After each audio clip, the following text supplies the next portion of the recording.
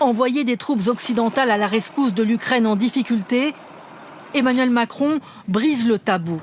Il n'y a pas de consensus aujourd'hui pour envoyer de manière officielle, assumée et endossée des troupes au sol, mais en dynamique, rien ne doit être exclu. Nous ferons tout ce qu'il faut pour que la Russie ne puisse pas gagner cette guerre. Un signal fort à destination de Vladimir Poutine. Grande-Bretagne, Espagne, Pologne, Allemagne, Slovaquie. De nombreux pays européens se sont empressés de manifester leur réticence.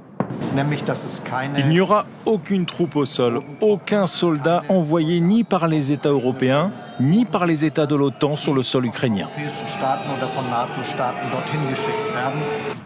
Même fin de non-recevoir du côté du premier fournisseur d'armes à l'Ukraine, les États-Unis. Le président Biden a été clair sur le fait que les États-Unis n'enverront pas de soldats combattre en Ukraine. Embarras chez les alliés et en France, colère des oppositions. Le sujet a provoqué un vif échange entre le Premier ministre et Marine Le Pen. Emmanuel Macron a franchi une étape supplémentaire vers la co-belligérance, faisant planer un risque existentiel sur 70 millions de Français. Si vous aviez été élue en 2022, Madame Le Pen, on ne serait pas en train de fournir des armes aux Ukrainiens pour se défendre, on serait en train de fournir des armes à la Russie pour écraser les Ukrainiens. C'est ça la réalité, c'était dans votre programme. Les Républicains, eux, dénoncent le risque d'escalade avec la Russie. Quand pour la France insoumise, Jean-Luc Mélenchon s'inquiète.